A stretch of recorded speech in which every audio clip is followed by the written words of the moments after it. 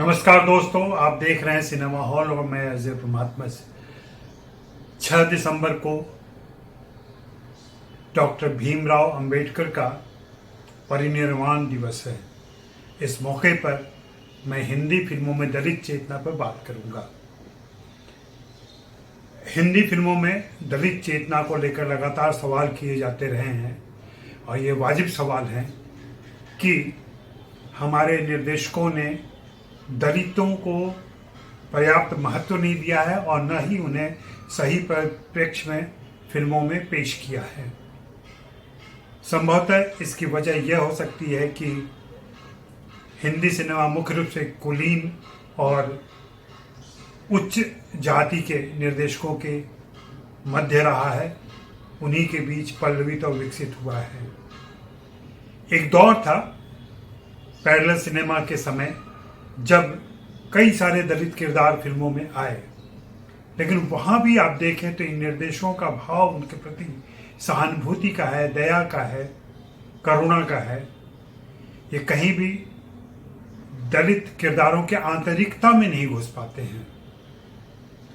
वे उसके स्पंदन और धड़कन को पर्दे पर पेश नहीं कर पाते हैं। इन सारी फिल्मों में एक चीज सामान्य रूप से झलकती है और वह है कि ये सभी विक्टिम हैं। इनमें विजय की, उल्लास की, अपना हक छीनने की भावना कम है। ये इतने सताए और दमित, शोषित रूप में दिखाए जाते हैं कि यह वास्तविकता हो सकती है, लेकिन यह उनका भविष्य नहीं हो सकता। आजादी के इतने सालों के बाद भी, 75 सालों के बाद भी, अमृत महोत्सव के इस दौर में भी अगर हम दलितों को फिल्मों में उचित स्थान नहीं दे पा रहे हैं तो इसके पीछे कहीं न कहीं एक लंबी परंपरा है और वह दकियानुसी मानसिकता है जो इन चरित्रों को लेकर सिर्फ दया भाव या संरक्षक का भाव ही पेश करती है। हाल फिलहाल में आई अनुभव सिन्हा की फिल्म आर्टिकल 15 में भी लगभग यही भाव आया है। वहां भी उच्च जाति का नायक दलितों के लिए कुछ करना चाहता है, उनकी भलाई के लिए कुछ करना चाहता है। उसी फिल्म में दलित चरित्र भी हैं, लेकिन उन्हें मुखर होने का मौका नहीं मिला है, उन्हें नायकत्व नहीं मिला है। यह नायकत्व हिंदी सिनेमा में शुरू से नहीं मिला है।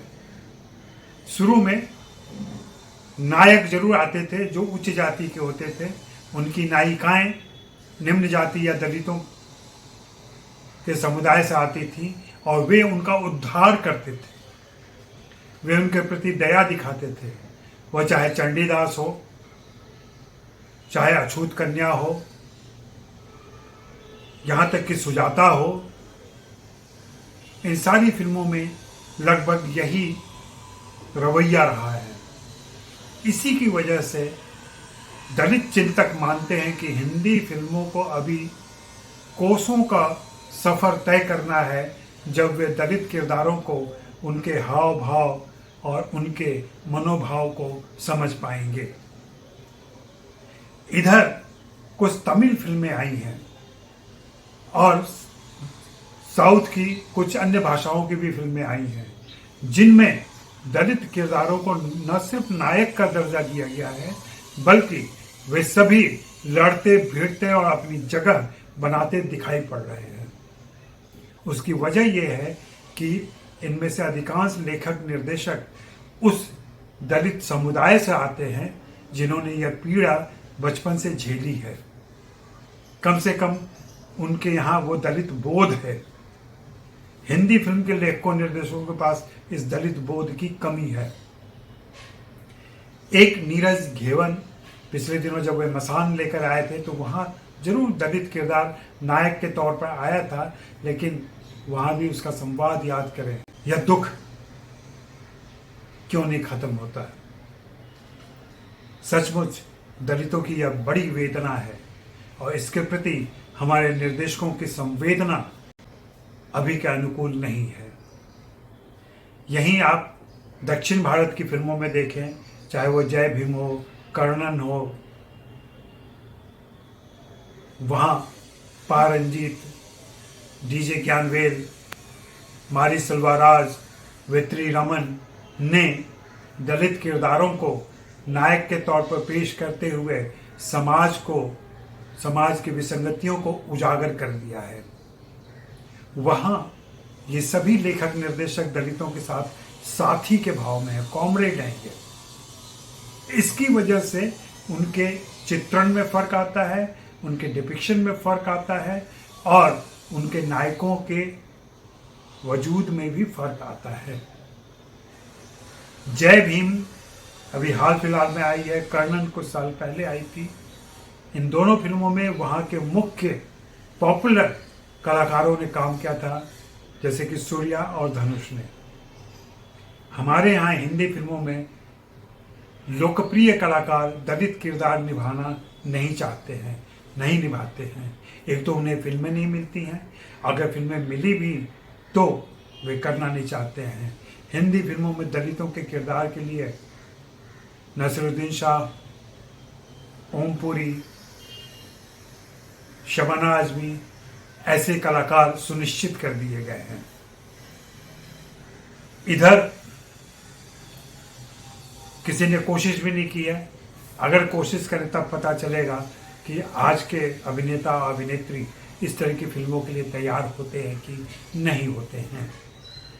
नीरज घेवन के मसान में भी नए कलाकार विकी कौशल थे। विकी कौशल आज मशहूर हो चुके हैं। अब वे दोबारा ऐसी दलित फिल्म करेंगे कि नहीं करेंगे, यह भी एक सवाल होगा।